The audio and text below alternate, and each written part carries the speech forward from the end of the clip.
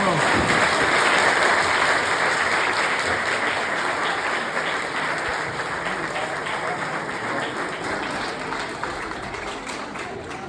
Ο Βραδινάκης Νίκος θα μας παίξει το μπουζούκι «Να είμαστε αλάνια».